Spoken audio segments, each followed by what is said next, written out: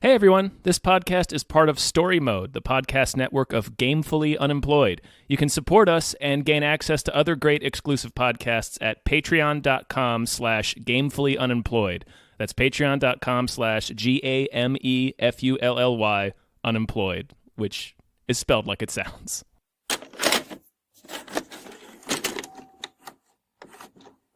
Hi everyone.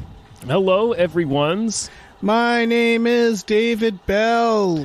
And my name is Tom Ryman. And we just watched Dredd. 800 million people living in the ruin of the old world. Only one thing fighting for order in the chaos. The men and women of the Hall of Justice. Peachtrees is the manufacturing base for all the slow-mo in Mega City 1. You know how often we get a judge up in Peachtrees? Well, you got one now. And, no, we watched Judge Dredd a second time. Yeah, we watched Judge Dredd again. Yeah. As people might know, we were forced to flip a coin to watch either Dredd or Judge Dredd for a previous we just watched as part of our it's a Patreon tier where folks can ask us to watch whatever movie they want, and we have to watch it. Yes, and now we choice. We have a new subscriber named Lef, L-E-F. Mm-hmm. Lef. Who asked us to watch Dredd. Yeah. Yeah. And I'm not gonna fight you that hard on it. No, and thank you, Lef. Thank you for being a wonderful subscriber and making us watch a great movie. Yes. That we have, I assume both of us have probably seen a lot. I've seen this movie several times. I saw it several times while it was in the theater. Mm-hmm. So, Tom, how did you like Dredd? I love Dredd. Yeah. I think it's a great movie. I love Dredd. Yeah. All right. Thanks for listening, everyone. Episode over. We love Dredd. It's great. And I guess we can talk about why it's great. Mm-hmm. It's funny because rewatching it, I did notice that it's kind of silly. Yeah, it's a little silly. It just doesn't matter. It doesn't tell us much. No. About the world, which is good. And because of that, there's certain moments that when it does tell you stuff, I kind of realized like, oh, that doesn't make much sense. Mm-hmm. I was thinking specifically about, they go to, what's the building? Peachtrees? Yes. They show up to investigate these murders. And what happens is these people are, I guess we could go through the plot for people who haven't watched it. But I mean, we go a little quick. I mean, it's... Yeah. Dredd is assessing a rookie. Basically, he's taking a rookie with him on just a day of patrolling, and they end up getting called to one of the, what are they called, the mega blocks, something like that. They all have funny names like that sound like toys. Yeah, like he doesn't say I'm going to take you to a jail cell. He says I'm going to take you to an ISO cube, and it's like all right, future, calm down, future, all right, future, settle down, yeah, calm down, the future, ISO cube. Yeah, it's in the post-apocalyptic Earth, the cursed Earth, and all the neighborhoods are basically these super tall towers, which isn't really that far from how life is in Los Angeles. Yeah, and in I think parts of the UK. Yeah, it's less tall in Los Angeles. Not as tall, but we'll get there. Yeah, you keep building. Just gotta keep going up. They go to Peachtrees, and get locked inside, basically. Yeah, and it's kind of like the style of The Raid, where it's them fighting their way through this building. They have a witness to these murders, and they're going to use the witness to put away Mama, who is a drug lord played by Cersei. Yep, she's great. Yeah, no, everybody in this movie is awesome. Oh, Carl Urban. Yeah. We should Carl Urban plays Dredd, and he's amazing. He is amazing. They're all amazing. Yeah. And the lady from Juno is the rookie. Olivia Thirlby. That's it. But there was little things I noticed, like right away they say like they come for the murders, and the people there are like, we don't normally get judges at these buildings. And I was kind of, and then it's weird because they go there because of 2 murders, right? And they just get assigned it. And then they're he just answers a call. Right, and then they're like, "Oh, we don't get judges here that much," and that's why this lady was able to murder her way into owning this building, essentially. Basically, yeah. And that's a weird inconsistency, because if she did do that, you'd think they would have been more problems. Like they would have been called more, or yeah, because they get called for 2 murders. That's how the movie starts, and then they're like, anyway, it's the lady's in charge, and she's been murdering everyone. And then there's later a reveal that there's a control room that they have to like bust in and shoot everybody in to take control. The bad guys do. Yeah. And so like I started wondering like, what is this building? Because the control room, I think it looks like it's filled with cameras. The bad guys aren't in charge of it. And yet they were able to like kill their way through this small building, and no one's noticed or like said anything. They point out that, I mean, you see later judges are corrupt.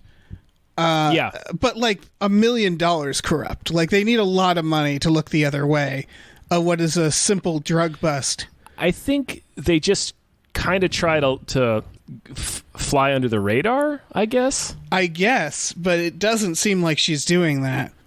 It's one of these things. I'm pointing this out because the main point is, ultimately, I don't care. It doesn't matter. No, not really. This movie doesn't have to make sense. Well, it's a weird. I feel like this is all hanging on that guy saying a single line of dialogue. So we just don't get judges around here that much. What's that much? You know, like, right. I mean, he's not saying that judges never come here. Yeah, that's true. It just seems like a lot of crimes happening. Oh yeah, in this one building. But I think the implication is just that the city's a cesspool, and you know, we're not. I don't think we're not supposed to think about it this much. And it is. There is room for interpretation for sure. Yeah, it's just it's one of those dystopia. This is why the movie works, though, is that as we did the review of Judge Dredd. Mm-hmm. And we found it a lot easier to ask these questions because they were bringing up more and more stuff. They put him on trial at one point in the Stallone one. Which doesn't make any sense. What? Yeah. So this movie keeps it nice and simple, and they do very little. It's this great combination of they're not trying to explain the world, but they're not any more than they absolutely have to. But they are building the world in little ways that you don't question it. The thing that I thought of is in the first opening scene where Dredd chases the bad guys into the shopping center, mm-hmm. and he does the hot shot thing, which is delightful. I said hot shot. Yeah. It's so good. Why do you have that bullet? What's the functional purpose of that bullet? I think we know it's to be awesome, to be fucking sweet. It's weird in that, well, especially in that scene, because the guy's holding a woman hostage. He's like, "You, I got all the cards. You ain't got the cards." And then he's like, "I'm gonna burn your head," and it's like, "Well, I'm gonna burn your skull inside out." As if that somehow helps the situation with the hostage. It wasn't like an edge or like an unexpected tactic. He just shoots him directly in the face with a special kind of bullet. It's like, well, you could have done that with any bullet. You just could have done that with a regular bullet. You just wanted to burn his skull inside out. That's it. He was like, I haven't used these today. Yeah, right.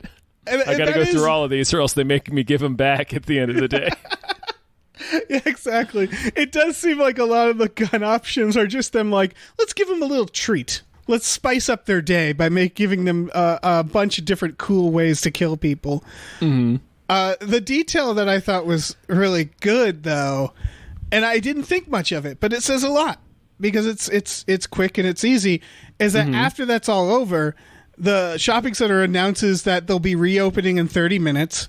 And then they just cut to a guy in a shitty like floor cleaner cleaning up the blood around the corpses, and it shows immediately that this is a world where they don't need the crime scene. It's over. It's resolved. Yeah, no, there's no investigation beyond. No, they're like, just clean it up and we're done. And throw him in the garbage. Right, and then the idea that violence happens so often that they're just like, no need to hurt business, and like in the car chase.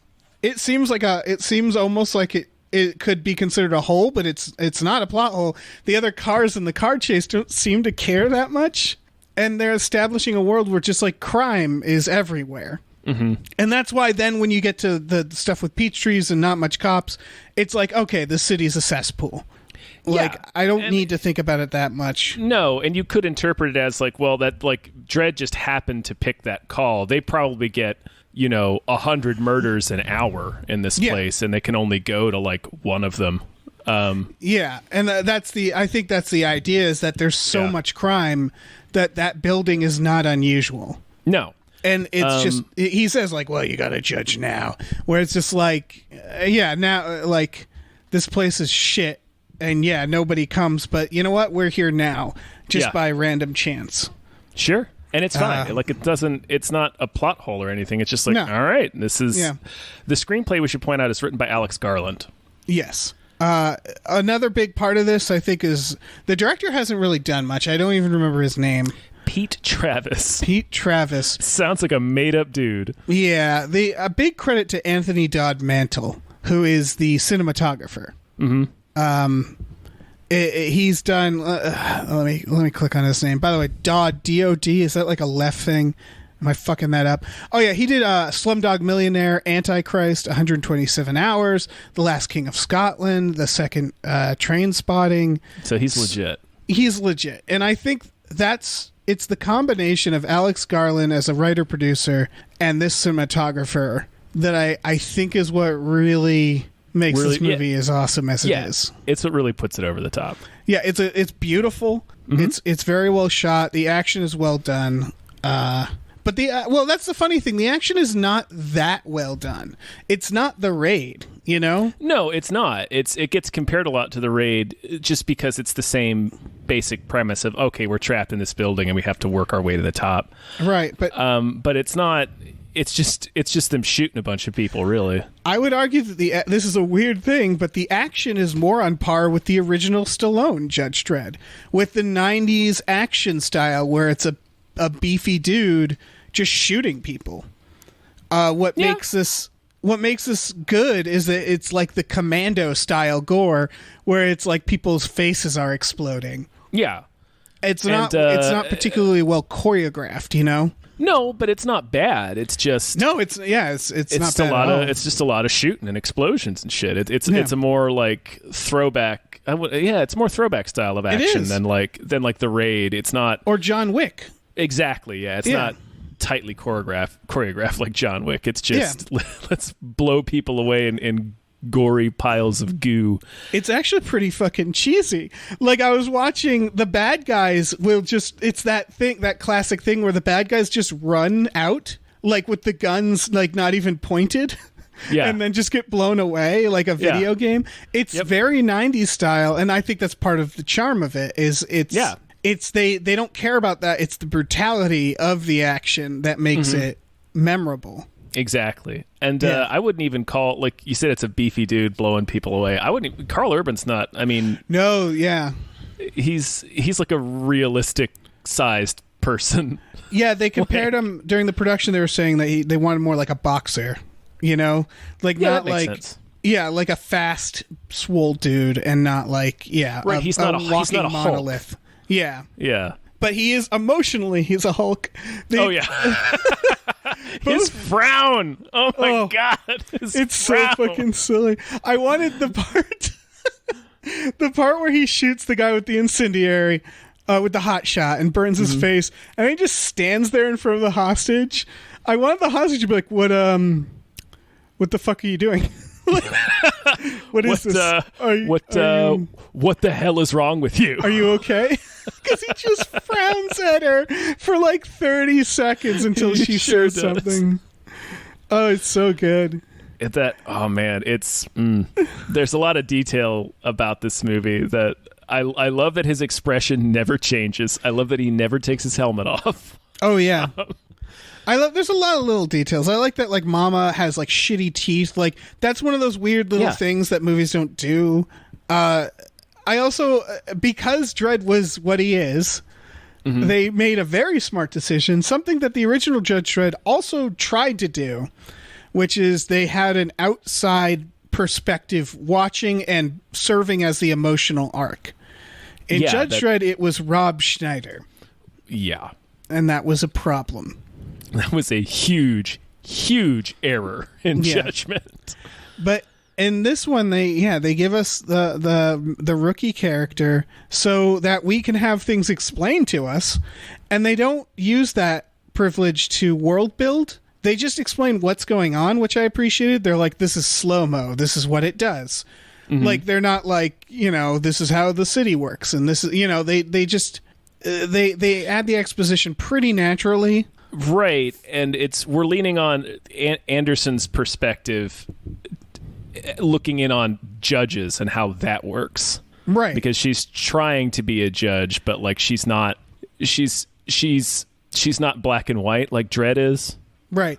Well, I would say neither is Dredd. Because not really, no. That's the great ending of the movie. Because the idea is, sorry, I interrupted. Oh no, it kind of like he's presented as such, and he presents himself as such. But there's a couple of moments in the movie where, yeah, you're exactly right, where it's like he does sort of admit to shades of gray. Yeah, he's like worn down by the job. But he knows what goes into... That's what's cool about it. He knows what goes into a good judge, and he knows that it's not necessarily him. Because that's the thing, is he's very strict. But he's also... when they go by the homeless guy, and he says, like, yeah, he's not a high priority, that's his way of basically saying, like, yeah, sometimes you can be lenient. You're the judge. You're the judge on things. And I think the moment that the rookie passes, because early on they show, like, she has to execute a guy, and Dredd is just like, what are you doing? Execute him. And she clearly doesn't want to, and then she does it. And you're like, Jesus Christ. Like, they do a good job at, like, the bad guys are bad, but the judges aren't good either. And they make that way more clear. Yeah, like it's super not clear in 95 Judge Dredd. Yeah, I would say the one thing, this is like a theme of our podcast, the one thing I would say, like, maybe they could have changed that, is I think he should have shot the kids. That would have been amazing if he did. Well, because what happens is the kids are pointing guns at him, and he's like, you can be in a body bag or a juvie ISO cell. He says something stupid. Right, it's all featured out. Yeah, and he's like, doesn't make a difference to me. And like, you think he's telling the truth, and then when the kids start shooting and they're shitty at it, he switches to stun and stuns them. And that felt like a production note where they're like, you can't kill kids. But it's sort of the point, is like, no, he'll kill kids. Yeah, I think that might have been like a production note, or just like well, we can't have him just shoot these kids and then still be on his side. But it's maybe that is sort of the point of this character and this world. Right, but it is a weird line to walk in terms of entertainment, because if you don't like anybody in the movie, it's hard to watch it. Precisely, yeah. And that's the issue with Judge Dredd as a character in general, I think, is we are supposed to root for him, but he's a fascist. In a way, I think that's why you have characters like Anderson, because it's like, I don't think you could just follow Dredd because he is so... The idea of the character anyway is that he's completely uncompromising. Like he's flexible in this movie because we're supposed to like him.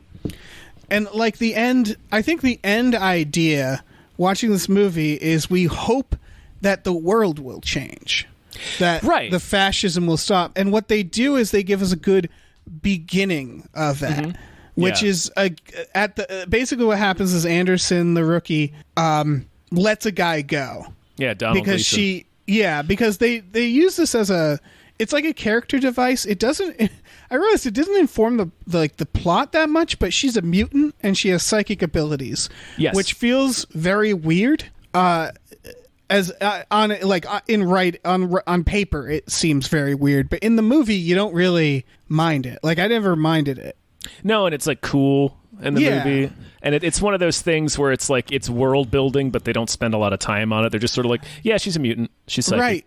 They also don't use it to make convenient plot developments. They use it for the character developments, which I think is more forgiving.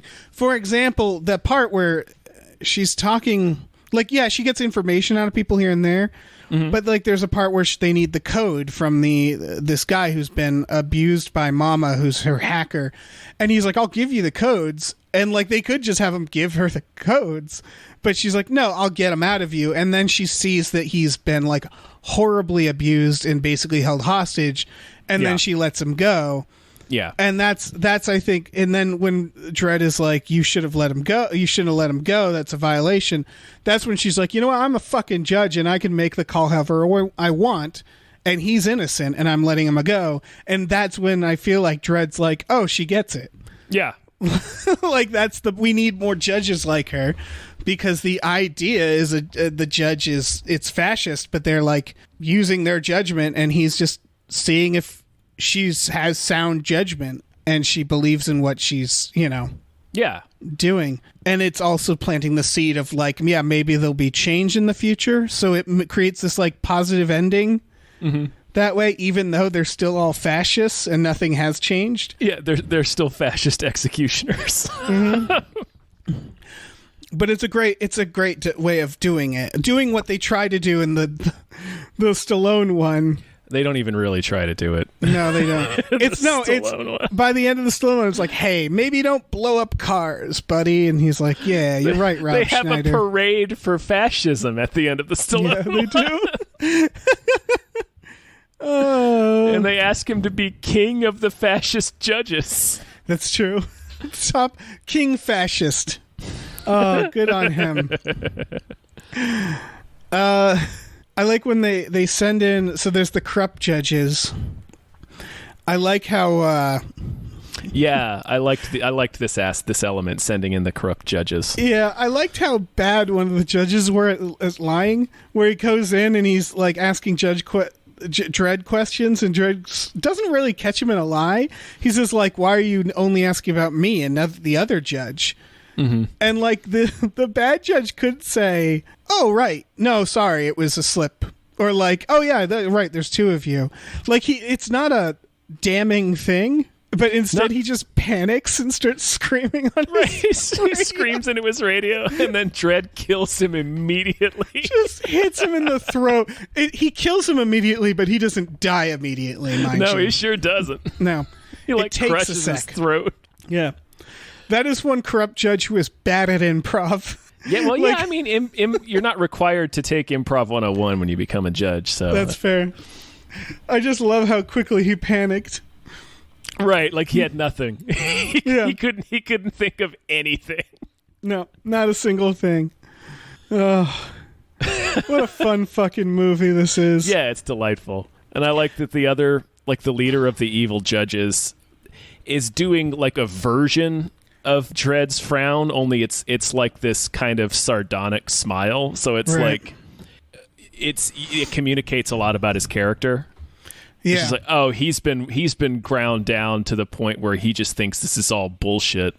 Right, which is again, it plays into where Dredd is as a character, which is it's so good because Dredd he's a statue. He just sits there and frowns. But they're able to give us so much about his character by his basic actions and the people around him, where we see the whole spectrum. We see the idealistic rookie who's like doesn't want to just enforce the rules. We see Dredd, who still has a little bit of humanity in him. A tiny bit. But not much. And enough then we to not blow those kids away.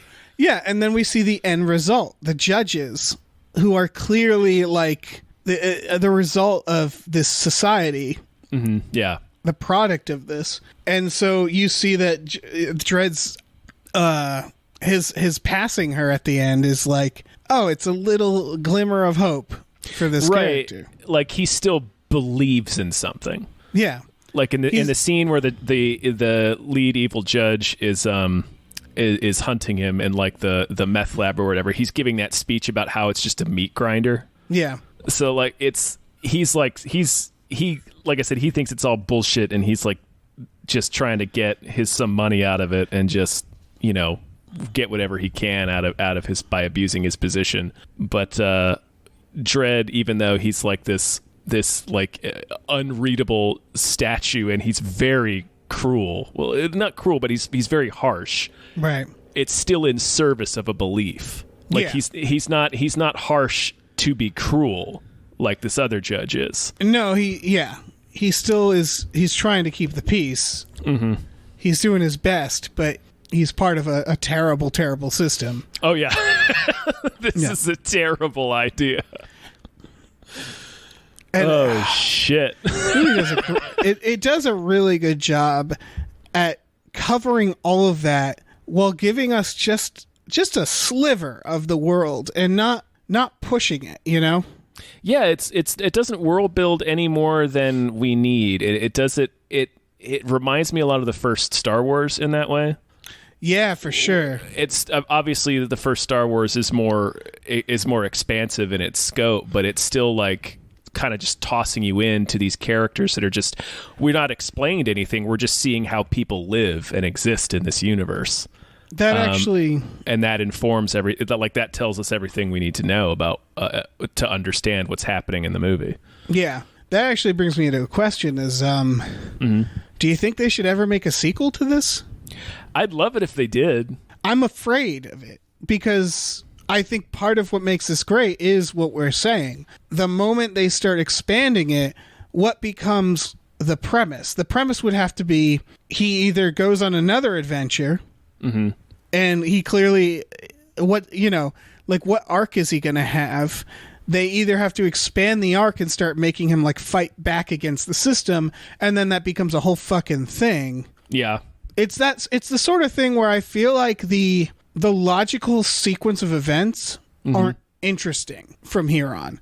It sort of will get muddled. Like I obviously I'd love to see another version of this movie because it's great. I'm just worried about where they could go with it. I know the comic goes into some nuts places. Like they have the dark judges, which are like supernatural. And like, okay.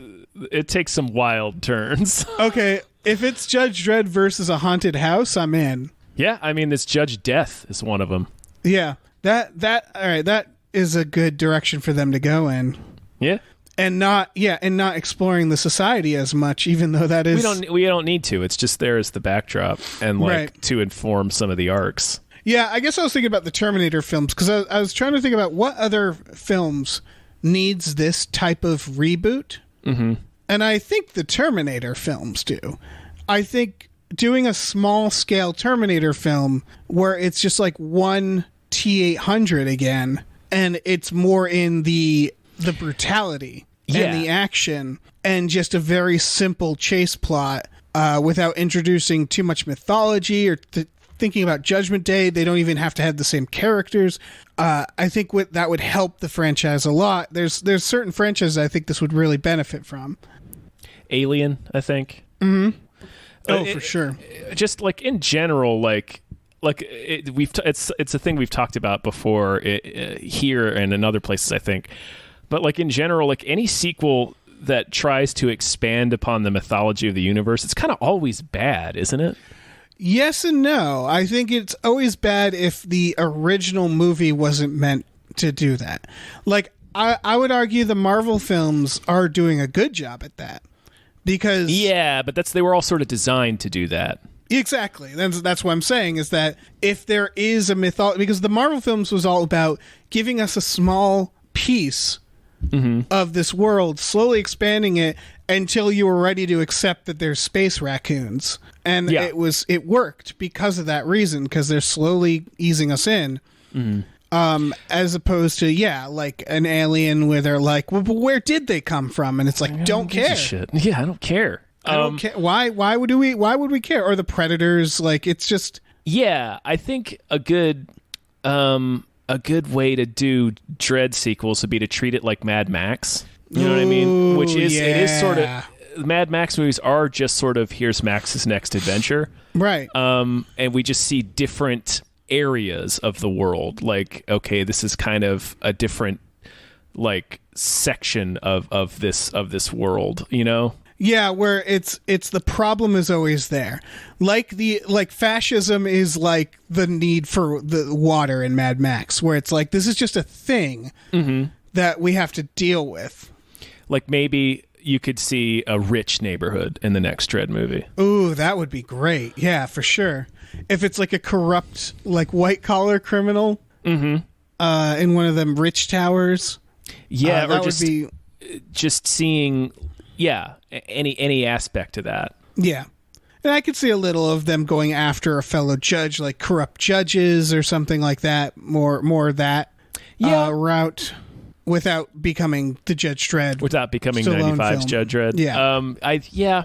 I mean, you could do that. I sort of liked keeping it at the level that they kept it in Dredd, where it's like you can infer that whole world just by looking at that character. Like I said, just by the way that character smiles. Like you can, that's everything I need to know about how judges become corrupt and how this guy became corrupt.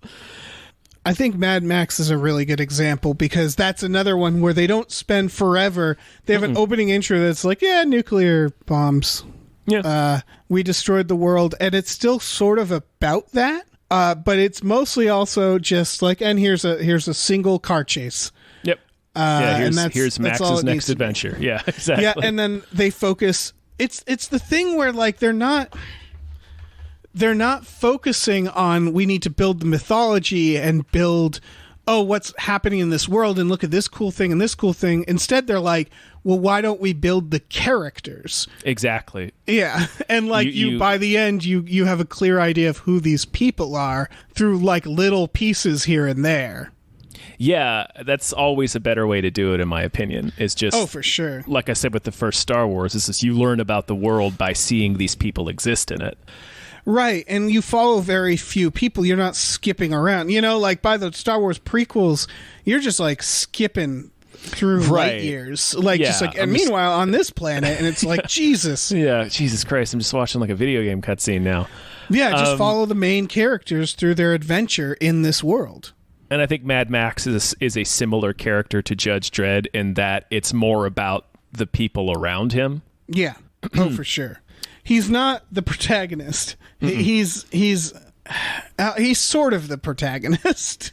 He kind of, but not. I would say the Rookie is more of the protagonist in this. Although in this movie, I think so.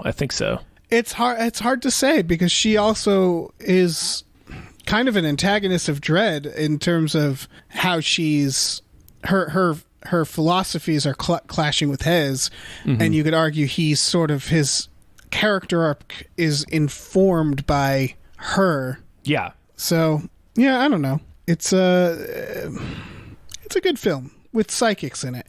It didn't the mutant stuff. I thought of Looper, where Looper the mutant stuff felt real shoehorned in. Yeah, that was weird. Yeah, because it was weird because ultimately the reason it's in the movie for Looper is to make the kid at the end more dangerous. Mm-hmm. But you didn't really have to do that. No. I think you could have thought of a different way. It's a hell of a narrative reason to add in psychic abilities because it's really like, it's a big ask. Where they're like, it's the future and everything's gritty and kind of the same. Like, it's not like that distant future and we have time travel, but it's kind of weird. Also, people are psychics anyway. And it's just like, wait, what? How did that happen? And this, like, it could have had that. And maybe for some people it did, but I don't think so. Yeah, I think it was fine. Yeah. It's like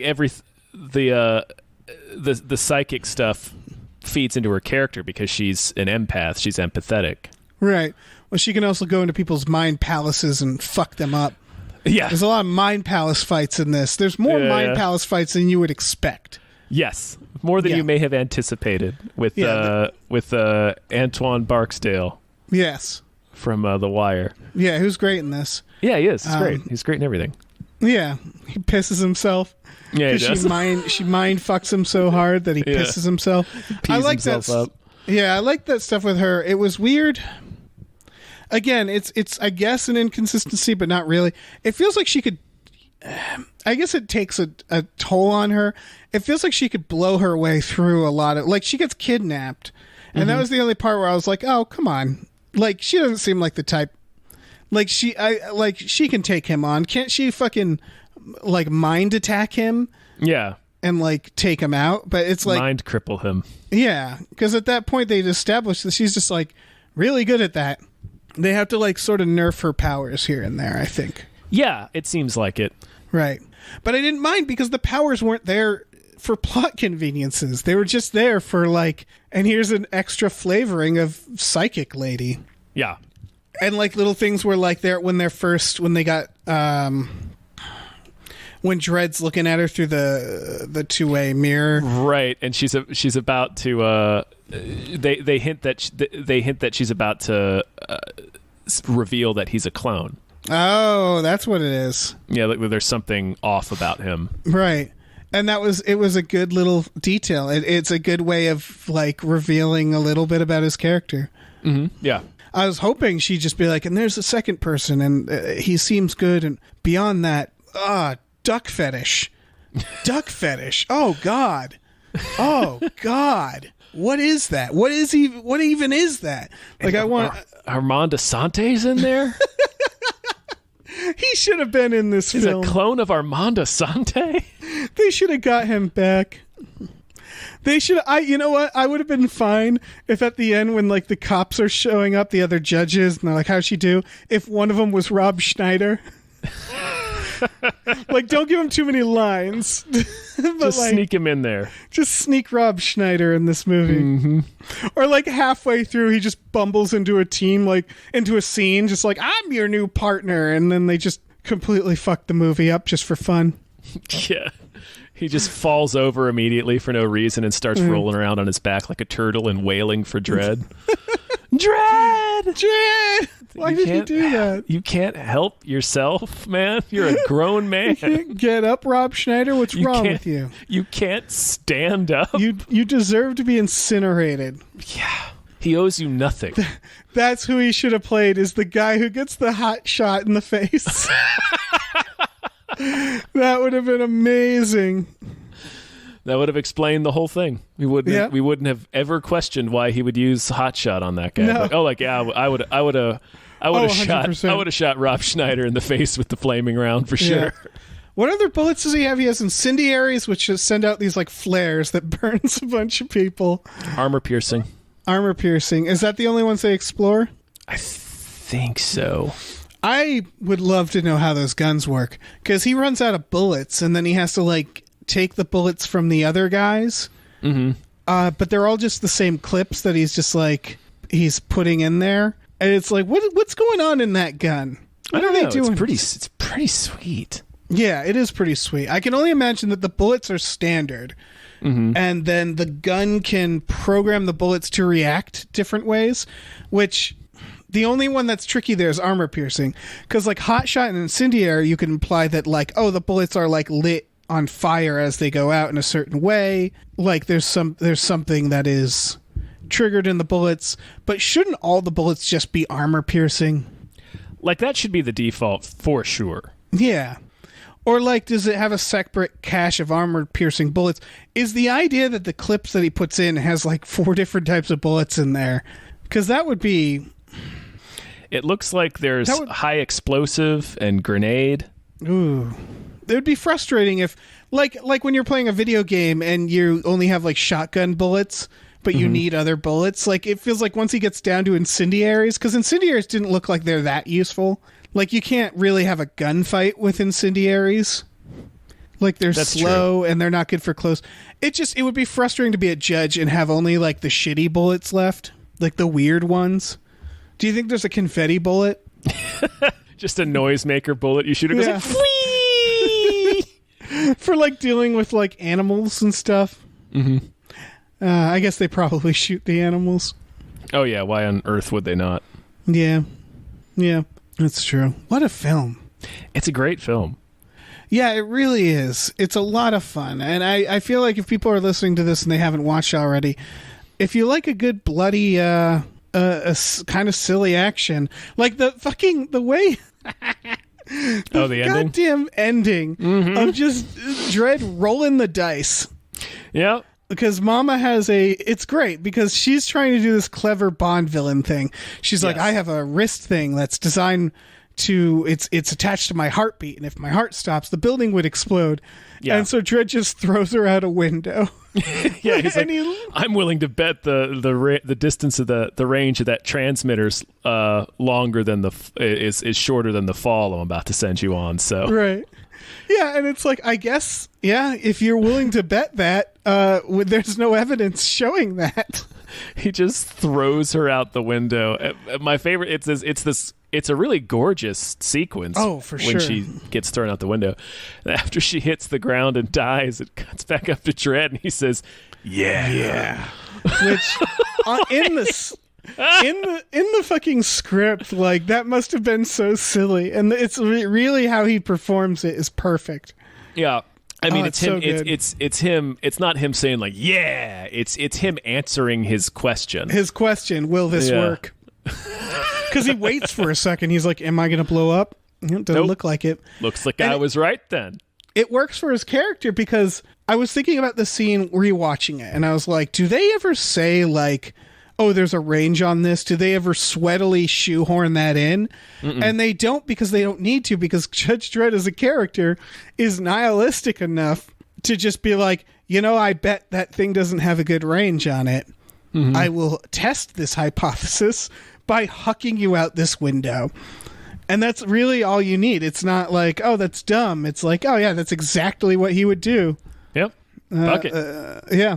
And yeah, that's the slow-mo stuff. They do because at the beginning, she basically does the same thing to her underlings with the slow-mo. Yeah. Which, again, the slow-mo, it doesn't need to be there. Like, it's just, she's a drug dealer. But they chose to do something very creative with it and then tie it into the plot, of the idea being because he gives her the slow-mo, and it's implied like that will help with the heartbeat maybe, or like, I don't know what. It makes it seem like it's lasting a long time. Yeah. Either way, it's like, yeah, it happens to her what she did to them at the beginning. And it's just very pretty. It's a very cool way of shooting things. Yeah. It's pretty awesome. Yeah. Yeah, I don't know. Yeah, there's not much else to say other than just, this is I'm surprised we said this much about it. It's a wonderful film. Watch it immediately. Yeah, it's a very solid action film. I'm sort of I'm still debating whether or not I'd want sequels, but you've given me like a good case for there should be sequels. Yeah. There's a couple of things you could do that would be cool, and if you just kept it like Mad Max, where it's just focusing on a cluster of characters rather than blowing out the universe, then just send them to Richville. Yeah, other action films should look at this and take notice. Although I will say, one of my favorite actions right now that keeps expanding on mythology is John Wick, and that's true. And I think the reason why is the mythology is so dumb that I can't wait to hear the new mythology. Like, the movie knows it's silly. They're not trying. I think that's it. They're not trying to take it seriously, and it also doesn't. It's not like rules. It's not like we have to go here and do this and shut this down. It's like, no, here's just like weird glimpses into this world that doesn't make any sense. Yeah, here you go. Yeah. Oh, man. Oh, man. Yeah. Dredd. Fucking Dredd, baby. Yeah. That's a sode. That's a sode. Thanks for listening, you guys. Thank you guys so much for listening. Special thanks to Lef for giving us Dredd. For sure. Yeah. If other people are interested in, tiers like this is a specific tier on our Patreon, which is patreon.com/gamefullyunemployed. We also have exclusive podcasts like Tom and Jeff Watch Batman and Fox Mulder is a Maniac. We have a tier where you can produce your own podcasts about anything you want. There's a tier where you watch movies with us every Friday. A lot of great options, so check it out. Yeah, we also have a store, tpublic.com/stores/gamefullyunemployed, where you can get t-shirts and stickers and posters and all kinds of sweet shit. So check that out. Check it all out, guys. Yeah, and watch this movie, and then watch Dredd. Watch Dredd. Dredd, a movie that doesn't shoot children. No, it it doesn't.